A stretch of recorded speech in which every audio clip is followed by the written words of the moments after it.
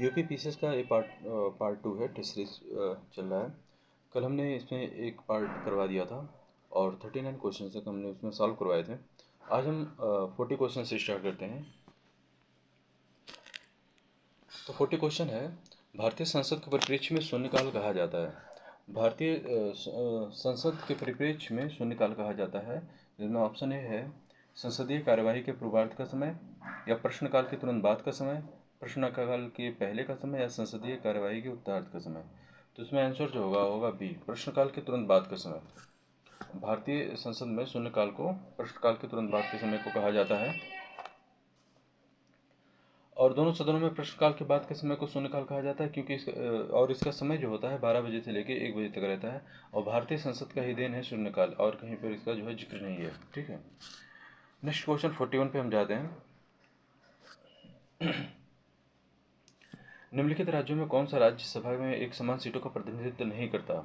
कौन सा राज्य एक समान सीटों का प्रतिनिधित्व नहीं करता? तो इसमें जो है देखिए, आंध्र प्रदेश, गुजरात और मध्य प्रदेश, ये दोनों एक समान जो सीटों का प्रतिनिधित्व करते हैं। लेकिन उड़ीसा जो है, इसमें उड़ीसा ये एक समान सीटों का प्रतिनिधित्व नहीं करता। आंध्र प्रदेश, गुजरात और मध्य प्रदेश में 11 सीटें हैं, जबकि उड़ीसा और राजस्थान में 10 सीटें समान सीटें हैं, 10 सीटें हैं। ठीक है, नेक्स्ट क्वेश्चन है प्रकलन समिति। प्रकलन समिति से संबंधित निम्नलिखित कथनों पर विचार कीजिए। राज्यसभा का इसमें समिति में कोई प्रतिनिधित्व नहीं होता। समिति का अध्यक्ष लोकसभा का अध्यक्ष द्वारा की जाती है, और कोई भी मंत्री समिति का सदस्य नहीं चुना जा सकता। इसमें असत्य कथनों का चयन करना है। तो इसमें जो है क्वेश्चन नंबर इसका ए होगा, केवल बी,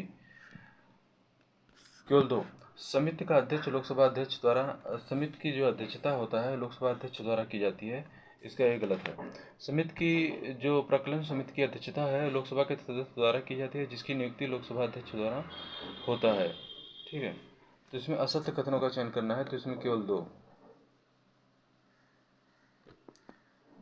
नेक्स्ट क्वेश्चन नंबर 43 पे आते हैं। राज्य मानवाधिकार आयोग के अध्यक्ष एवं सदस्यों की नियुक्ति राज्यपाल द्वारा की जाती है, लेकिन उन्हें पद से हटाया जा सकता है केवल राष्ट्रपति के द्वारा, संसद द्वारा, उच्चतम न्यायालय के मुख्य न्यायाधीश द्वारा, या इनमें से कोई नहीं। तो 43 का आंसर देखते हैं। तो इसमें केवल राष्ट्रपति के द्वारा हटाया जा सकता है। आंसर नंबर ए है। राज्य मानवाधिकार आयोग के अध्यक्ष एवं सदस्यों की नियुक्ति राज्यपाल के द्वारा की जाती है, लेकिन उन्हें केवल राष्ट्रपति के द्वारा हटाया जा सकता है। राष्ट्रपति इन्हें जो है उसी आधार पर जो है पद से हटाते हैं जिस आधार पर और जिस रीति पर राष्ट्रीय मानवाधिकार आयोग के अध्यक्ष को हटाया जा सकता है। ठीक है, तो इसका आंसर नंबर ए होगा।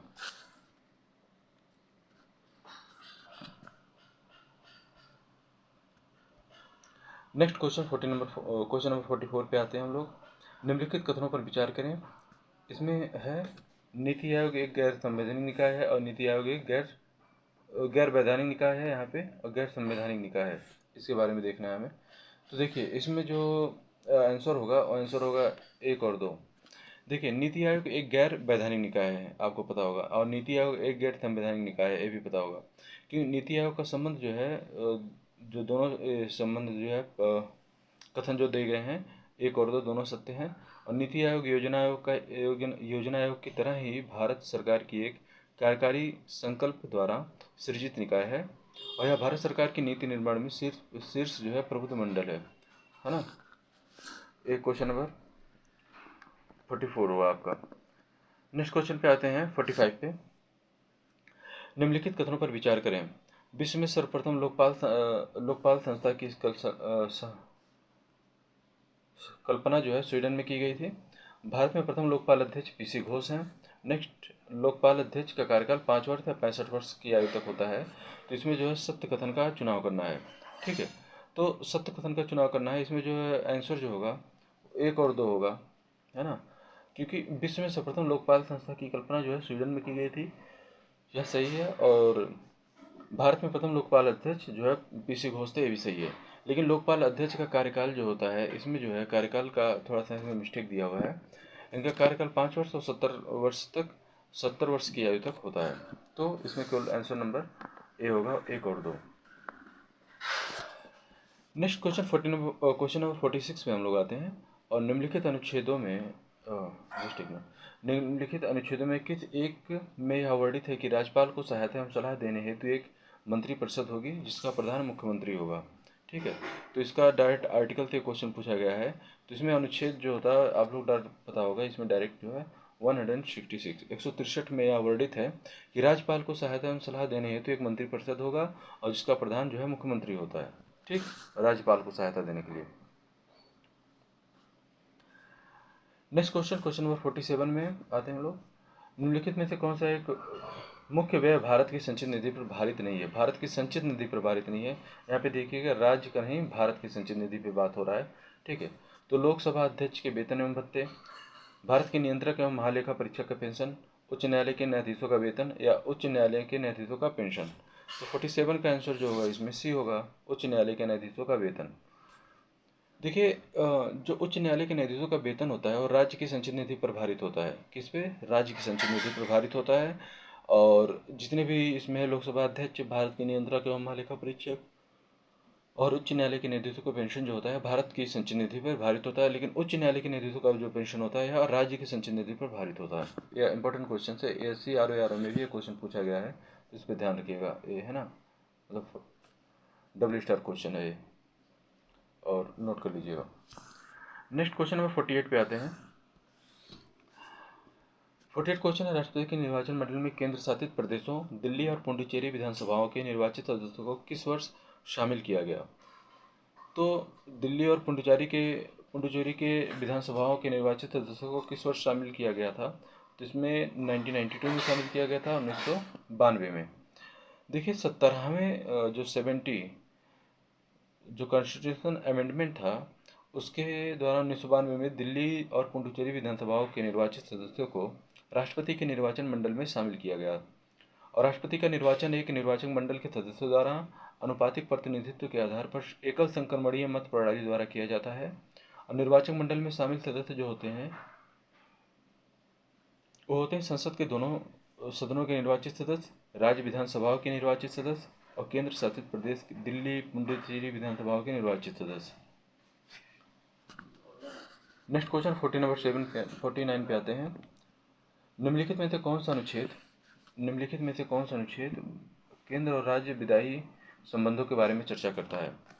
तो केंद्र और राज्य विधायी संबंधों के बारे में चर्चा करता है। तो इसमें आर्टिकल नंबर देखिए, भाग 11 के अनुच्छेद 245 से 255 तक, भाग 12 के अनुच्छेद 255 से 265, भाग 10 के अनुच्छेद 230 या 250 तक।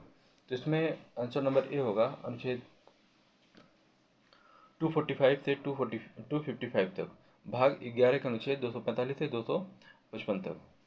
ठीक, केंद्र राज्य संबंधों के बारे में चर्चा की गई है, अनुच्छेद 245 से 255 तक। नेक्स्ट क्वेश्चन पे आते हैं, क्वेश्चन नंबर 50। निम्नलिखित कथनों पर विचार करें। मंत्रिमंडल में प्रधानमंत्री एवं कैबिनेट स्तर के मंत्रियों सहित राज्य मंत्री एवं मंत्री भी शामिल होते हैं। और मंत्रिपरिषद केवल प्रधानमंत्री सहित कैबिनेट स्तर के मंत्रियों की परिषद होती है। तो इसमें जो होता है आंसर इसका होगा डी, न तो एक ना ही दो, है ना, दोनों इसमें जो है सत्य नहीं है। देखिए, मंत्रिपरिषद में जो प्रधानमंत्री एवं कैबिनेट स्तर के मंत्रियों सहित राज्य मंत्री एवं मुख्यमंत्री भी शामिल होते हैं। मंत्रिपरिषद में प्रधानमंत्री एवं कैबिनेट स्तर के मंत्रियों सहित राज्य मंत्री एवं मुख्यमंत्री भी शामिल होते हैं। और मंत्रिमंडल में केवल प्रधानमंत्री सहित कैबिनेट स्तर के मंत्री भी शामिल होते हैं। ठीक है, कैबिनेट स्तर के मंत्री ही शामिल होते हैं। और मंत्रिमंडल शब्द का जो उल्लेख हुआ है उसे आर्टिकल नंबर 352 में किया गया है। तो इसमें आंसर जो होगा इसका ना तो एक ही ना ही दो। ठीक है, यहाँ पे नेक्स्ट क्वेश्चन हम लोग देखते हैं, क्वेश्चन नंबर 51। निम्नलिखित अनुच्छेदों में से किस एक के तहत लोकसभा अध्यक्ष अपने निर्णायक मत का प्रयोग करते हैं? अपने निर्णायक मत का प्रयोग करते हैं लोकसभा अध्यक्ष। जैसे क्या होता है, जैसे दो लोकसभा अध्यक्ष में अगर चुनाव हुआ और दो पार्टियों में सेम जो है मत का जो है हुआ, तो टाई की स्थिति में तो लोकसभा अध्यक्ष अपना निर्णायक मत देते हैं। तो इसमें अनुच्छेद 100 एंड क्लॉज 1 में लोकसभा अध्यक्ष अपने निर्णायक मत का प्रयोग करते हैं और ऐसा वह तब करते हैं जब किसी विषय के संदर्भ में हुए मतदान में सत्ता एवं विपक्ष दोनों के वोट बराबर होने के कारण यह टाई की स्थिति होती है। जब दोनों की सत्ता पक्ष और विपक्ष में जब दोनों में मत बराबर होता है तब इसमें जो है लोकसभा अध्यक्ष जो अपने निर्णायक मत का प्रयोग करते हैं। नेक्स्ट क्वेश्चन है क्वेश्चन नंबर 52। निम्नलिखित कथनों पर विचार कीजिए। संविधान में बजट को वार्षिक वित्तीय विवरण कहा गया है, सही है। बजट शब्द का संविधान में कहीं उल्लेख नहीं है, ये भी सही है। तो इसका आंसर जो होगा, आंसर इसमें केवल भी असत्य कथन सत्य कथन है। तो बजट शब्द का पूरे संविधान में कहीं भी उल्लेख नहीं है। ठीक, देखिए संविधान में बजट को वार्षिक वित्तीय विवरण कहा गया है तथा बजट शब्द का जो है संविधान में कहीं भी उल्लेख नहीं है। वार्षिक वित्तीय विवरण का शब्द का प्रयोग जो किया गया है अनुच्छेद 112 में है और इसमें वित्तीय वर्ष के दौरान भारत सरकार की अनुमानित प्राप्तियां एवं व्यय का जो है विवरण होता है। बजट आप लोग खैर जानते होंगे। नेक्स्ट क्वेश्चन है क्वेश्चन नंबर 53। निम्नलिखित में से किस एक स्थिति में राज्यसभा लोकसभा की समान स्थिति में नहीं है? तो राज्यसभा लोकसभा की एक समान स्थिति में नहीं है, इसमें कौन सा ऐसी स्थिति है? संवैधानिक संशोधन विधेयकों का पुनः स्थापन, राष्ट्रपति का निर्वाचन, राष्ट्रपति पर महाभियोग या दोनों सदनों की संयुक्त बैठक की अध्यक्षता में। तो देखिए 53 का आंसर नंबर डी होगा, दोनों सदनों की संयुक्त अध्यक्षता की बैठक में। इसका थोड़ा इंपॉर्टेंट क्वेश्चन कई बार पूछ भी चुका है। देखिए दोनों सदनों की संयुक्त बैठक की अध्यक्षता होता है और केवल लोकसभा के अध्यक्ष द्वारा ही की जाती है, लोकसभा के अध्यक्ष द्वारा की जाती है, न कि राज्यसभा के। और अनुच्छेद 108 में संयुक्त बैठक का प्रावधान है। तो प्रश्नगत अन्य सभी जो स्थितियां हैं उस लोकसभा एवं राज्यसभा में समान स्थिति है। जैसे संवैधानिक संशोधन की जो बात हो जाए, अगर राष्ट्रपति के निर्वाचन की बात हो जाए, राष्ट्रपति के महाभियोग की बात हो जाए, तो दोनों लोकसभा और राज्यसभा का समान स्थिति है। बट दोनों सदनों की संयुक्त बैठक की अध्यक्षता केवल लोकसभा के अध्यक्ष करते हैं। तो एक क्वेश्चन नंबर 3 का आंसर नंबर डी था। Next question number 54। राष्ट्रपति द्वारा क्षमादान की शक्ति का प्रयोग करते हुए किसी रजायाफ्ता कैदी को दंड की प्रकृति में परिवर्तन किए बिना दंड की अवधि को कम करना। एक क्वेश्चन पहले भी हम करवा चुके हैं पार्ट ए में। तो इसमें परिहार होगा कि लघुकरण होगा या प्राविलंबन होगा? देखिए इसमें आंसर नंबर ए होगा, परिहार।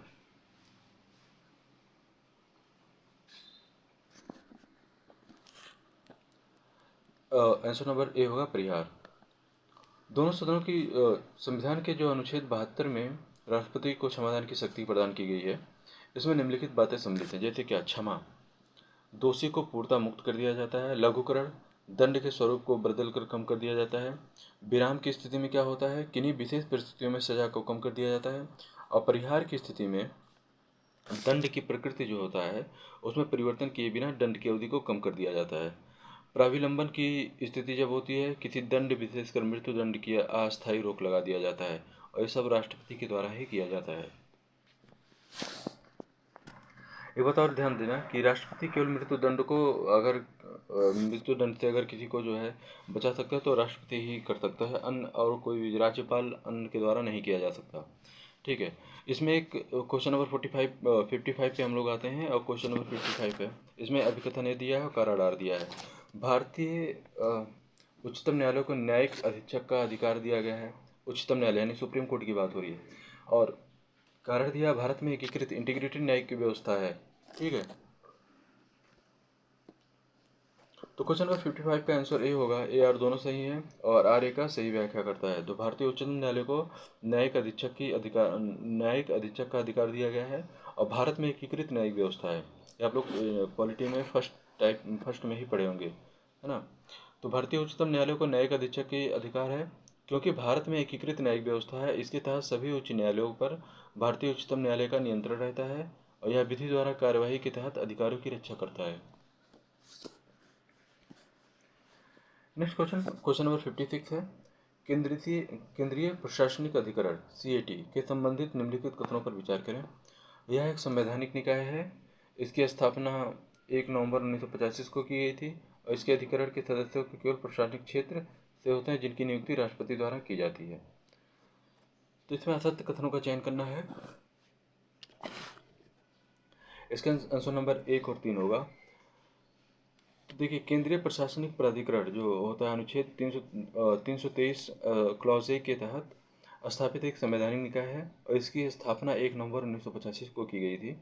इसमें न्यायिक तथा प्रशासनिक दोनों क्षेत्रों के लोग सदस्य होते हैं और जिनकी नियुक्ति राष्ट्रपति के द्वारा की जाती है। तो इसका आंसर नंबर ए होगा। नेक्स्ट क्वेश्चन 57, राष्ट्रीय पिछड़ा वर्ग आयोग के संदर्भ में कौन सा एक कथन असत्य है? तो इसकी स्थापना 1993 में की गई थी। इसके अध्यक्ष की नियुक्ति राष्ट्रपति द्वारा की जाती है। 103वें संविधान संशोधन द्वारा इसको संवैधानिक दर्जा दिया गया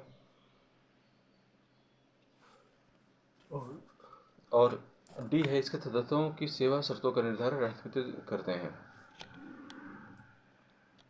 तो राष्ट्रीय पिछड़ा वर्ग आयोग के संदर्भ में कौन सा कथन असत्य है? आंसर क्वेश्चन नंबर 57 का। तो इसमें सी है, 103वें संविधान संशोधन अधिनियम द्वारा इसको संवैधानिक दर्जा दिया गया। ये जो है एक असत्य कथन है। 103वें नहीं, 102वें संविधान संशोधन अधिनियम द्वारा संवैधानिक दर्जा दिया गया था। अतः तीसरा कथन जो है असत्य है, बाकी सब सही है। नेक्स्ट क्वेश्चन 58 पे आते हैं। नमित शर्मा बनाम भारत संघवाद का संबंध है सूचना का अधिकार अधिनियम 2005 से, घरेलू हिंसा अधिनियम 2006 से या लोकपाल अधिनियम 2010 से। इनमें से कोई नहीं। तो इसका आंसर जो होगा आपका ए होगा, सूचना का अधिकार अधिनियम 2005 से। देखिए, नमित शर्मा बनाम भारत संघवाद के संबंध में सूचना का अधिकार अधिनियम 2005 से है और यह अधिनियम 12 अक्टूबर 2005 को लागू हो गया था। ठीक है, तो इसका आंसर जो होगा ए होगा। नेक्स्ट क्वेश्चन पे आते हैं, क्वेश्चन नंबर 59 पे। निम्नलिखित में संवैधानिक संशोधन द्वारा आंग्ल भारतीय समुदाय के लोकसभा में प्रतिनिधित्व की राष्ट्रपति की शक्ति को समाप्त कर दिया गया है। तो यह कौन से संविधान संशोधन द्वारा किया गया है? तो 59 का आंसर जो होगा वह होगा सी, 104 संविधान संशोधन द्वारा। ठीक है, 104 संविधान संशोधन द्वारा आंग्ल भारतीय समुदाय के लोकसभा में प्रतिनिधित्व जो है राष्ट्रपति की शक्ति को समाप्त कर दिया गया है। क्योंकि पहले जो है इसके संशोधन के पहले राष्ट्रपति कुछ लोगों को नियुक्त करता था। इनमें से पूर्व जो अनुच्छेद 331 के अंतर्गत राष्ट्रपति को यह शक्ति प्राप्त थी कि यदि लोकसभा में आंग्ल भारतीय समुदाय का पर्याप्त अगर प्रतिनिधित्व नहीं है, आंग्ल भारतीय समुदाय का अगर पर्याप्त प्रतिनिधित्व नहीं है, तो वह लोकसभा में उस समुदाय के 2 सदस्यों को मनोनीत कर सकता था। ऐसा प्रावधान था 104वें संविधान संशोधन के पहले, लेकिन 104वें संविधान संशोधन के बाद इसे समाप्त कर दिया गया। ठीक है, क्वेश्चन नंबर 60 देखते हैं।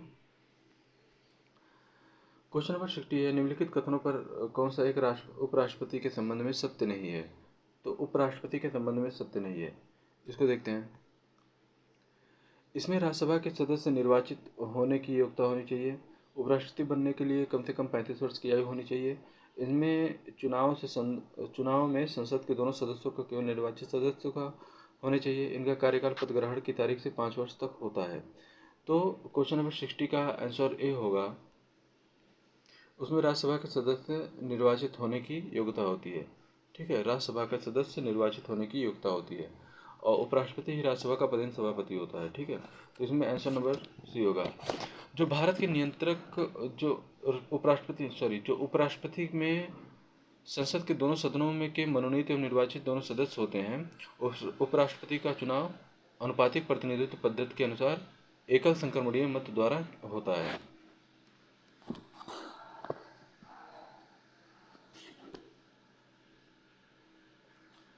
नेक्स्ट क्वेश्चन है क्वेश्चन नंबर 61 देखते हैं।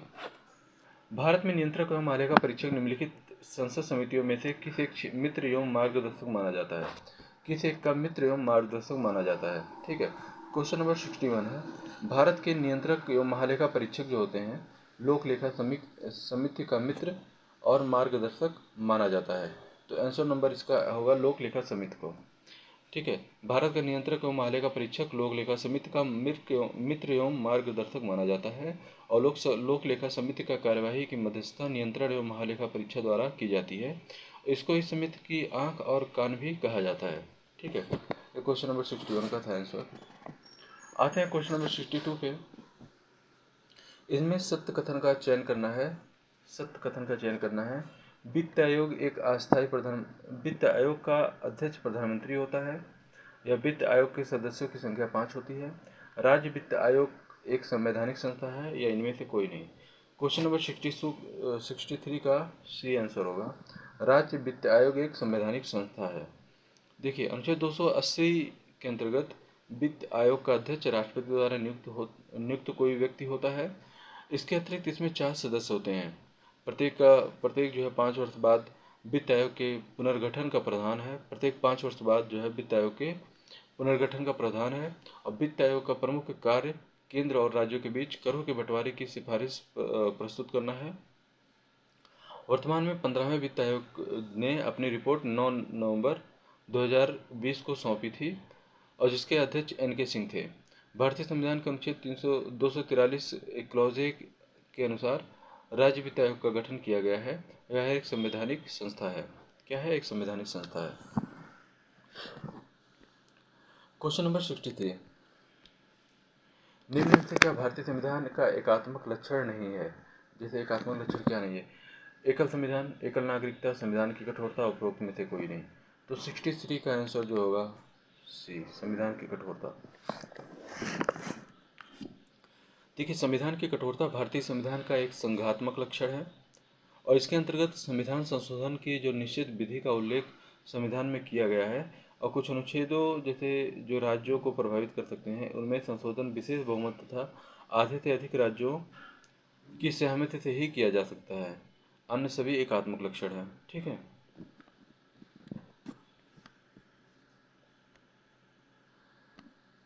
नेक्स्ट क्वेश्चन है क्वेश्चन नंबर 64,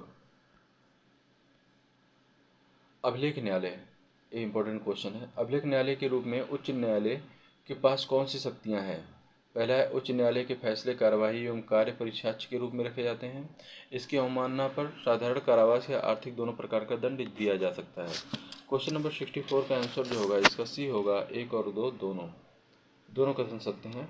देखिए, अभिलेख न्यायालय के रूप में उच्च न्यायालय के जो फैसले होते हैं या कार्रवाई होते हैं या जो कार्य होते हैं उनके परिसाक्ष्य के रूप में रखे जाते हैं और इसकी अवमानना पर साधारण कारावास या आर्थिक दोनों प्रकार का दंड दिया जा सकता है।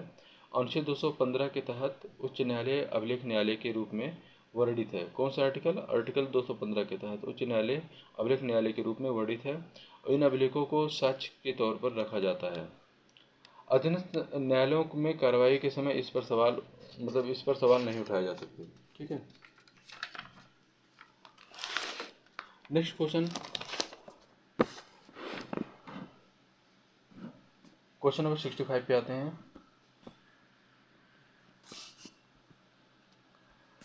निम्नलिखित समितियों आयोगों में कौन सा एक केंद्र राज्य संबंधों से संबंधित नहीं है?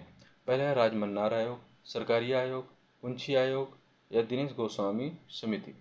तो देखिए, जो दिनेश गोस्वामी समिति का संबंध है यह चुनाव सुधार से। राजमन्नार आयोग जिसका 1969 में हुआ था गठन, तमिलनाडु सरकार के द्वारा किया गया था। सरकारी आयोग 1983 केंद्र सरकार द्वारा। मुंशी आयोग 2007 केंद्र सरकार के द्वारा। लेकिन दिनेश गोस्वामी का संबंध जो है चुनाव आयोग से है। ठीक है, तो इसका आंसर होगा। नेक्स्ट क्वेश्चन आते हैं 66 पे। संसद द्वारा दो राज्यों के विधानमंडल के अनुरोध पर संयुक्त राज्य लोक सेवा आयोग का गठन किया जाता है और इसके अध्यक्ष एवं सदस्य की नियुक्ति की जाती है। तो इसमें देखिएगा, क्वेश्चन नंबर ए, संबंधित राज्य के राज्यपाल द्वारा, राष्ट्रपति द्वारा, संसद द्वारा या संबंधित राज्य के मुख्यमंत्री द्वारा। तो क्वेश्चन नंबर 66 का आंसर जो होगा संबंधित राज्य के राज्यपाल द्वारा। संयुक्त राज्य लोक सेवा आयोग का गठन किया जाता है। तो राज्य लोक सेवा आयोग का गठन जो किया जाता है वो राज्यपाल के द्वारा है ना।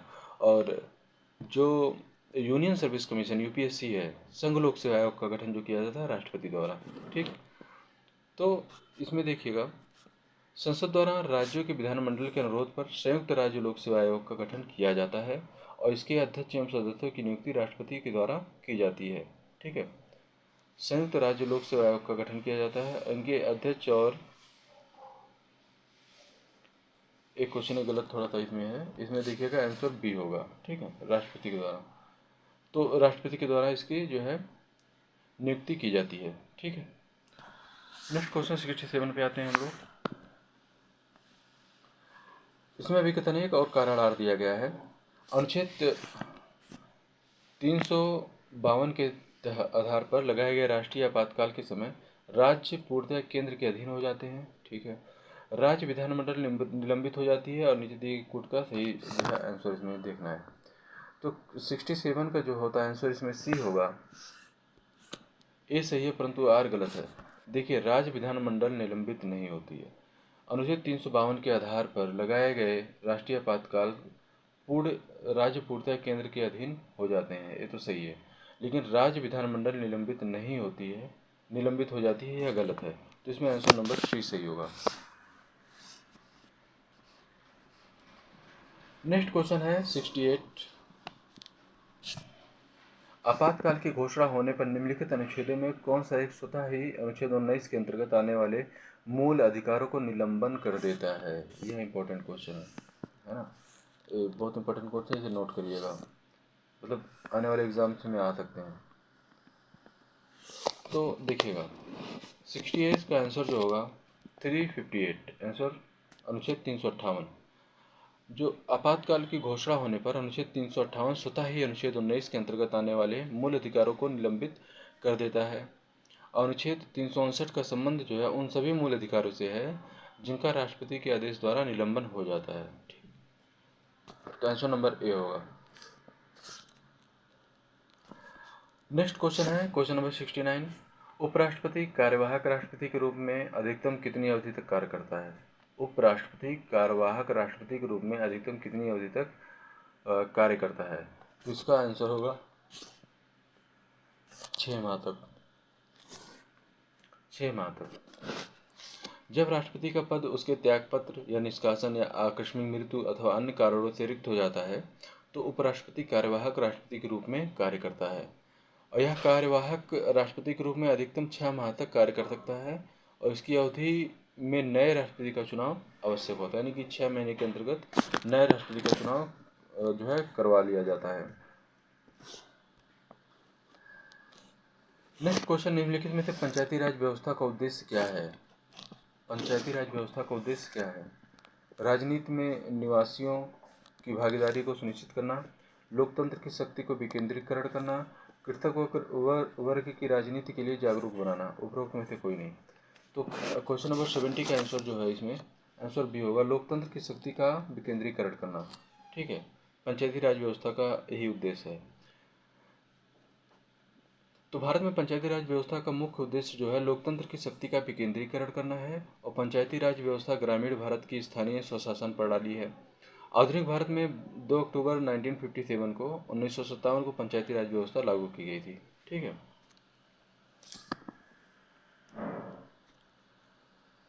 अभी तक हम जो है 70 क्वेश्चन हम लोग सॉल्व कर चुके हैं, बाकी नेक्स्ट पार्ट में सॉल्व करते हैं।